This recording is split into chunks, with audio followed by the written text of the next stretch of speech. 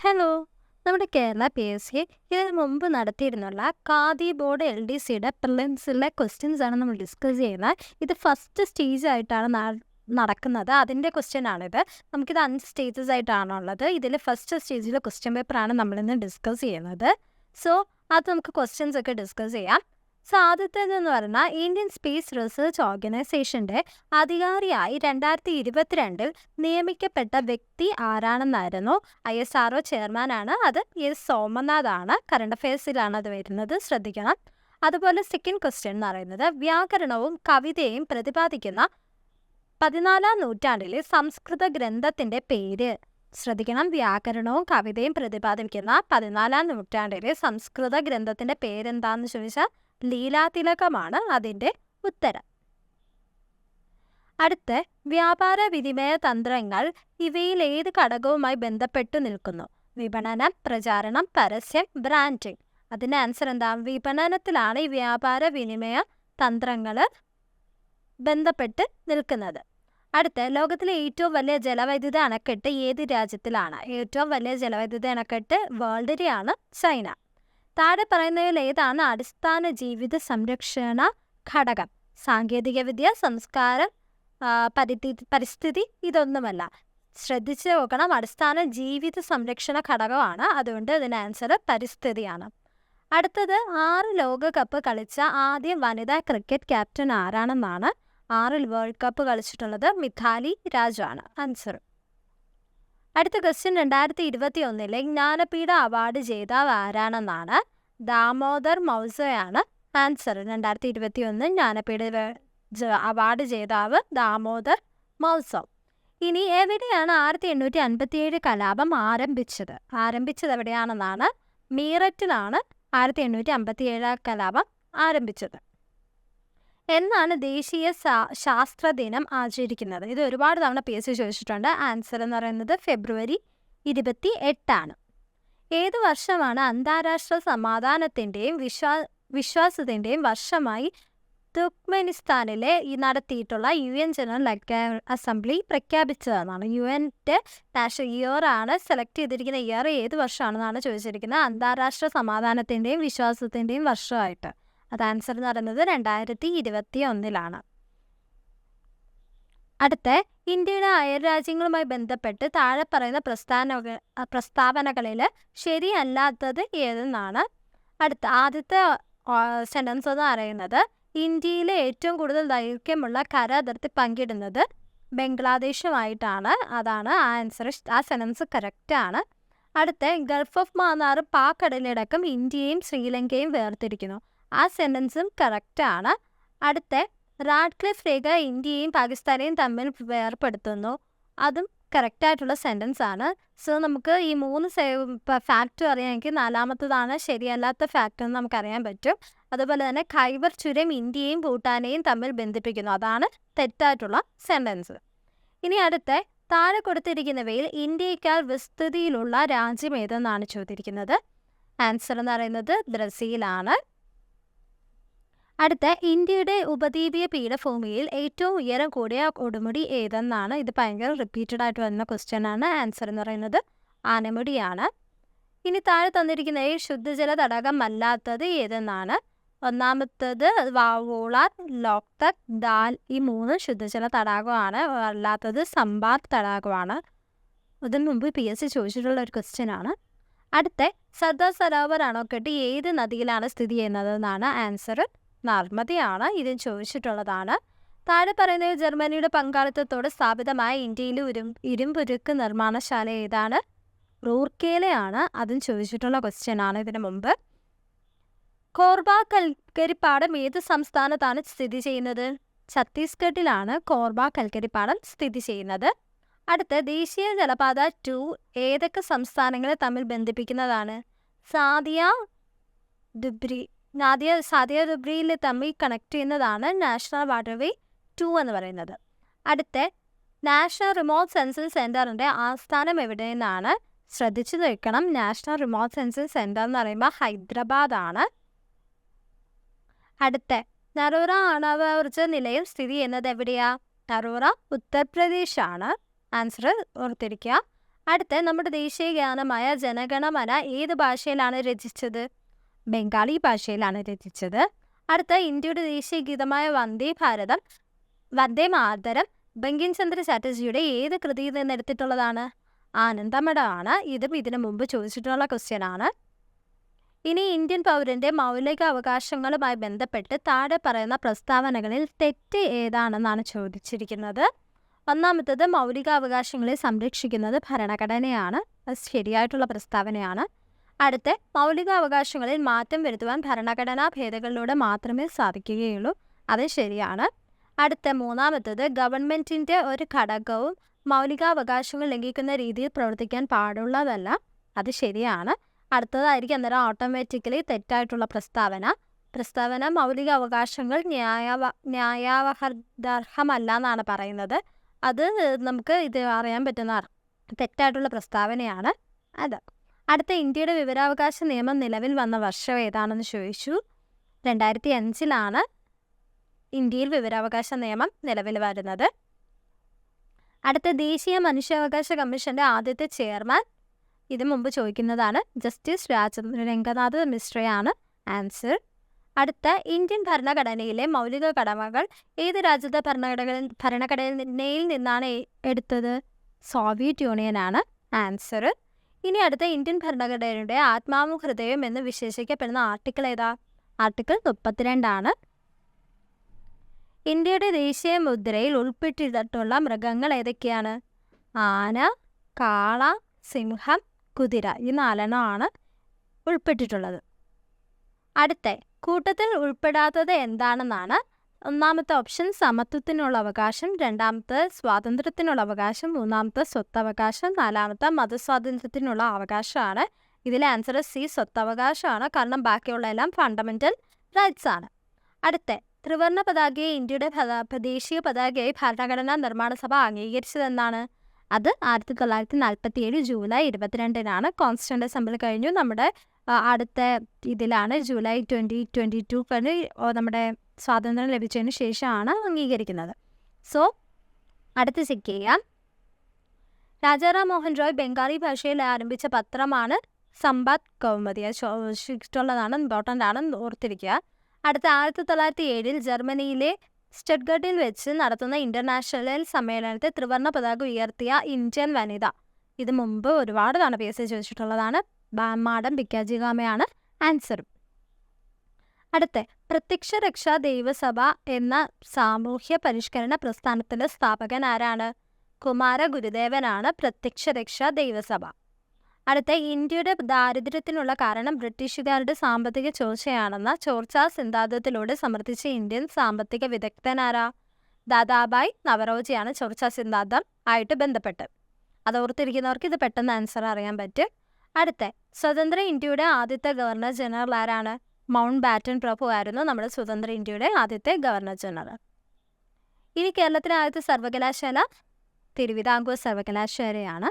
അതുപോലെ കേരള ഗാന്ധി എന്നറിയപ്പെടുന്നത് കേളപ്പനാണ്. അടുത്ത വേദാധികാര നിരൂപണം, പ്രാചീന മലയാളം എന്നീ കൃതികളുടെ രചയിതാവാരാണ്? ചട്ടമ്പി സ്വാമികളാണ്. ഇതൊക്കെ ബേസിക് ക്വസ്റ്റ്യൻ ആണ്. ഇതൊക്കെ ഇതിനു മുമ്പ് കേരള PSC റിപ്പീറ്റഡ് ആയിട്ട് ചോദിക്കുന്ന ക്വസ്റ്റ്യൻ ആണ്. അടുത്ത സമുദ്രനിരപ്പിൽ നിന്ന് 7.5 മീറ്റർ മുതൽ 75 മീറ്റർ വരെ ഉയരമുള്ള കേരളത്തിന്റെ ഭൂപ്രകൃതിയെ അറിയപ്പെടുന്നത് ഇടനാടെന്നാണ്. അതുപോലെ കേരളത്തിലെ ഏറ്റവും വലിയ ശുദ്ധജല തടാകം ശാസ്താംകോട്ട തടാകമാണ്. അതുപോലെ തന്നെ ആലപ്പുഴ, കോട്ടയം, എറണാകുളം ജില്ലകളിൽ വ്യാപിച്ചു കിടക്കുന്ന കായൽ ഏതാണ്? വേമ്പനാട്ട് കായലാണ്. ഇതും ചോദിക്കാറുള്ള ക്വസ്റ്റ്യൻസ് ആണ്. അതുകൊണ്ടാണ് ഡിസ്കസ് ചെയ്യാത്ത കൂടുതലായിട്ട്. അടുത്ത് താഴെ പറയുന്ന ഒരു റെയിൽവേ ഇല്ലാത്ത ജില്ല ഏതാണ്? വയനാടാണ്. പത്തനംതിട്ട, പാലക്കാട്, മലപ്പുറം ജില്ലകളിലൂടെ എല്ലാം റെയിൽവേ പോകുന്നുണ്ട്. വയനാട്ടിലൂടെയാണ് റെയിൽവേ ഇല്ലാത്തത്. അടുത്ത് ശ്രീനാരായണ ഗുരുവിൻ്റെ ജന്മസ്ഥലം ചെമ്പഴന്തിയാണ്. അതുപോലെ കേരളത്തിലൂടെ പോകുന്ന ദേശീയ ജലപാത ഏതാണെന്ന് ചോദിച്ചാൽ നാഷണൽ വാട്ടർവേ 3 ആണ്. അടുത്തതെന്ന് പറഞ്ഞാൽ 1817 പ്രൈമറി വിദ്യാഭ്യാസം സൗജന്യമാക്കി വിളംബരം പുറപ്പെടുവിച്ച തിരുവിതാംകൂർ ഭരണാധികാരി ആരെന്നാണ്. ക്വസ്റ്റ്യൻ ശ്രദ്ധിക്കണം. ഇവിടെ പ്രൈമറി വിദ്യാഭ്യാസം സൗജന്യമാക്കിയത് കൊണ്ടാണ്. അതിൻ്റെ ആൻസർ എന്ന് പറയുന്നത് ഗൗരി പാർവതി ബായി ആണ്. അടുത്ത ക്വസ്റ്റ്യൻ എന്ന് പറയുന്നത് വൈക്കം സത്യാഗ്രഹ സമരത്തോട് അനുഭാവം പ്രകടിപ്പിച്ചുകൊണ്ട് സവർണജാഥ സംഘടിപ്പിച്ച സാമൂഹ്യ പരിഷ്കർത്താവ് ആരാണ്? സവർണജാഥ എന്ന് പറയുമ്പോഴേ നമുക്കറിയാം മന്നത്ത് പത്മനാഭനാണ് ആൻസർ. ഇനി അടുത്ത ഗാന്ധിജിയുടെ നേതൃത്വത്തിൽ നടന്ന അവസാനത്തെ ബഹുജന സമരമാണ് അതെന്ന് പറയുന്നത് ക്വിറ്റ് ഇന്ത്യ സമരമാണ്. നമുക്ക് അടുത്ത ക്വസ്റ്റ്യൻസ് വയ്ക്കുക. ഇന്ത്യൻ സ്വാതന്ത്ര്യ സമരത്തിന്റെ അന്തിമ ലക്ഷ്യം പൂർണ്ണസ്വരാജ് ആണെന്ന് പ്രഖ്യാപിച്ച ഇന്ത്യൻ നാഷണൽ കോൺഗ്രസിന്റെ സമ്മേളനം നടന്നത് എവിടെ വെച്ചെന്നാണ്? പൂർണ്ണസ്വരാജ് വന്ന INC സമ്മേളനം എന്ന് പറയുന്നത് ലാഹോറാണ്. ഇനി ലോകമാന്യ എന്ന് ജനങ്ങൾ ആദരവോടെ വിളിച്ച സ്വാതന്ത്ര്യ സമര സേനാനി ആരാണ്? ബാലഗംഗാധര തിലകാണ് ലോകമാന്യ. ഇനി അടുത്ത ക്വസ്റ്റ്യൻ ചോദിക്കുക. സ്വതന്ത്ര ഭാരത സർക്കാർ ആദ്യമായി നിയമിച്ച ഉന്നത വിദ്യാഭ്യാസ കമ്മീഷനോ? അത് ഡോക്ടേഴ്സ് രാധാകൃഷ്ണൻ കമ്മീഷനാണ്. ഇനി കേരളത്തിലെ ആദ്യ തെരഞ്ഞെടുപ്പ് നടന്ന വർഷം ഏതാണ്? കേരളത്തിലാണ്. അത് 1957 ഇനി ഭാഷയുടെ അടിസ്ഥാനത്തിൽ സംസ്ഥാനങ്ങളെ പുനഃസംഘടിപ്പിക്കുന്നതിനായി രൂപീകരിച്ച സംസ്ഥാന പുനഃസംഘടനാ കമ്മീഷന്റെ അധ്യക്ഷൻ ആരാണെന്നാണ് ചോദിക്കുന്നത്. അത് ഫസൽ അലി ആണ്. ഇനി ഒന്നാം സ്വാതന്ത്ര്യ സമരം ആദ്യമായി ആരംഭിച്ച സ്ഥലം മീററ്റ്. ഈ ക്വസ്റ്റ്യൻ തന്നെ റിപ്പീറ്റഡ് ആണ്. ഇതിന് മുമ്പ് ചോദിച്ചിട്ടുണ്ടായിരുന്നു. ഞാൻ ഈ സ്ലൈഡിൽ തന്നെ പറഞ്ഞിട്ടുണ്ടായിരുന്നു 1857 സമരം സ്റ്റാർട്ട് ചെയ്തത് എവിടെയാണ്? അതിൻ്റെ ആൻസർ മീററ്റ്. ഒന്നാം സ്വാതന്ത്ര്യ സമരം എന്ന് പറയുന്നതും ഈ 1857 കലാശാലമരം എന്ന് പറയുന്നത് ഒന്നാണ്, കലാപം എന്ന് പറയുന്നത്. അതുകൊണ്ട് രണ്ടിൻ്റെ ആൻസർ മീററ്റ് ആണ്. ഒരു ക്വസ്റ്റ്യൻ പറയുന്നെങ്കിൽ ഈ എക്സാം എഴുതിയവർക്ക് 2 പോയിന്റ് ആണ് കിട്ടുന്നത്. സോ നോക്കുക, ഈ സെയിം ക്വസ്റ്റ്യന് തന്നെ ഒരു ക്വസ്റ്റ്യൻ തന്നെ റിപ്പീറ്റഡ് ആയിട്ട് 2 തവണ PSC ചോദിച്ചിട്ടുണ്ട്. ഇനി അടുത്ത് നോക്കാം. കേരളത്തിൻ്റെ ദേശീയ ഉത്സവമാണ് ചോദിച്ചിരിക്കുന്നത്. അത് ഓണമാണ്. അടുത്ത വടക്ക് കിഴക്കൻ മൺസൂൺ മഴക്കാലം കേരളത്തിൽ ഏത് പേരിലാണ് അറിയപ്പെടുന്നത്? തുലാവർഷം എന്നാണ് അറിയപ്പെടുന്നത്. ഇനി അടുത്ത ക്വസ്റ്റ്യൻ നോക്കാം. വരിക വരിക സാഹചര്യ വലിയ സഹന സമരമായി എന്ന സമരഗാനം എഴുതിയത് ആരാണെന്നാണ് ചോദിച്ചിരിക്കുന്നത്. ആൻസർ അംഷി നാരായണ പിള്ളയാണ്. ഇതൊക്കെ SCRT എന്നുള്ള ക്വസ്റ്റ്യൻ ആണ്. ഇനി അടുത്ത കേരളത്തിലെ ഏറ്റവും ചെറിയ ജില്ലയാണ് ചോദിക്കുന്നത്. അത് ആലപ്പുഴയാണ്. ഇപ്പോഴത്തെ ഒരു കറണ്ട് അഫെയർ അനുസരിച്ച് ഏറ്റവും വലിയ ജില്ല ചോദിച്ചാൽ അത് ഇടുക്കിയാണ്. അടുത്ത തിരുവിതാംകൂറിലെ മുഖ്യ നിരത്തുകളുടെ വില്ല് വണ്ടിയിൽ സഞ്ചരിച്ച് ചരിത്രം സൃഷ്ടിച്ച സാമൂഹ്യ പരിഷ്കർത്താവ് ആരെന്ന് ചോദിക്കുകയാണെങ്കിൽ ആൻസർ അയ്യങ്കാളിയാണ്. വില്ലുവണ്ടി സമരം റിലേറ്റ് ചെയ്തിരിക്കുന്നത് അയ്യങ്കാളിയായിട്ടാണ്. ഇനി കേരളത്തിലെ ആദ്യത്തെ റെയിൽപാത നിർമ്മിച്ച വർഷം എന്നാണ് ചോദിച്ചിരിക്കുന്നത്. അത് 1861 ഇനി അടുത്ത ക്വസ്റ്റ്യൻ എന്ന് പറഞ്ഞാൽ കേരളത്തിൽ ഉപ്പ് സത്യാഗ്രഹം നടന്നതിൻ്റെ പ്രധാന വേദി. കേരളത്തിൽ ഉപ്പ് സത്യാഗ്രഹം നടന്ന ഈ പ്രധാന വേദി എന്ന് പറയുന്നത് പയ്യന്നൂരാണ്. ഇനി അടുത്ത ചുവടെ കൊടുത്തിരിക്കുന്നവയിൽ നിന്ന് വായുവിലൂടെ പകരുന്ന രോഗങ്ങൾ തിരഞ്ഞെടുക്കുകയെന്നാണ്. 1 ക്ഷയം, 2 ടൈഫോയിഡ്, 3 ചിക്കൻ പോക്സ്, 4 എലിപ്പനി. ഇതിൽ വായുവിലൂടെ പകരുന്നത് ഏതൊക്കെയാ? ചിക്കൻ പോക്സ്, ക്ഷയവും ചുമയിലൂടെയൊക്കെയല്ലേ, അപ്പോൾ അതാണ് വരുന്നത്. സോ ഓപ്ഷൻ ബി 1 and 3 ആണ് വായുവിലൂടെ പകരുന്നത്. നിങ്ങൾക്കിപ്പോൾ ഏതെങ്കിലും ആൻസറൊക്കെ അറിയാമെങ്കിൽ അത് എലിമിനേറ്റ് ചെയ്തും ഇങ്ങനെയുള്ള ക്വസ്റ്റ്യനിൽ ആൻസേഴ്സ് പെട്ടെന്ന് കണ്ടുപിടിക്കാൻ കഴിയുന്നതാണ്. ഇനി ആഹാര വസ്തുക്കൾ കടിച്ചു കീറാൻ സഹായിക്കുന്ന പല്ല് ഏതാണ്? കോമ്പല്ലാണ് ആഹാര വസ്തുക്കൾ കടിച്ചു കീറാൻ സഹായിക്കുന്നത്. അടുത്ത ലിംഗാധിഷ്ഠിത അക്രമ അല്ലെങ്കിൽ സാമൂഹ്യ ദുർവ്യയത്തിന് ഇരയായവർക്കുള്ള മെഡിക്കൽ പരിചരണം എന്ന വിഷയത്തിൽ കേരള സർക്കാർ ആരംഭിച്ച പദ്ധതി ഏതെന്നാണ് ചോദിച്ചിരിക്കുന്നത്. അതിൻ്റെ ആൻസർ ഭൂമികയാണ്. ഇനി അടുത്ത സ്കർവി ഏത് വിറ്റാമിനുമായി ബന്ധപ്പെട്ടിരിക്കുന്നു? ഇത് PSC വിറ്റാമിൻ സ്ഥിരം പോർഷനാണ്. അതിന് ആൻസർ എന്ന് പറഞ്ഞാൽ വിറ്റാമിൻ C ആണ്. അടുത്ത രക്തത്തിലെ ദ്രാവക ഭാഗം ഏത് പേരിൽ അറിയപ്പെടുന്നത്? പ്ലാസ്മയാണ്. അതും ചോദിക്കാറുള്ള ക്വസ്റ്റ്യൻ ആണ്.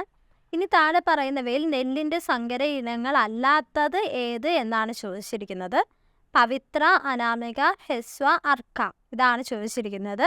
ഇതിൽ നെല്ലിൻ്റെ സങ്കര ഇനം ഇല്ലാത്തത് ഇതിലെ അനാമികയും അതേപോലെ അർക്കയാണ്. 2 and 4 ആണ് ആൻസർ.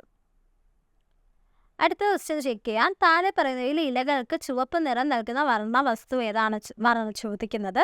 അത് ആന്തോസൈനിനാണ്, ഓർത്തിരിക്കുക. ഇനി എണ്ണ മലിനീകരണം തടയാൻ കഴിവുള്ള സൂപ്പർ ബഗുകൾ എന്ന ജനിതക മാറ്റം വരുത്തിയ ബാക്ടീരിയയെ വികസിപ്പിച്ച ഇന്ത്യൻ വംശജനായ ശാസ്ത്രജ്ഞൻ ആരാണെന്നാണ് ചോദിച്ചിരിക്കുന്നത്.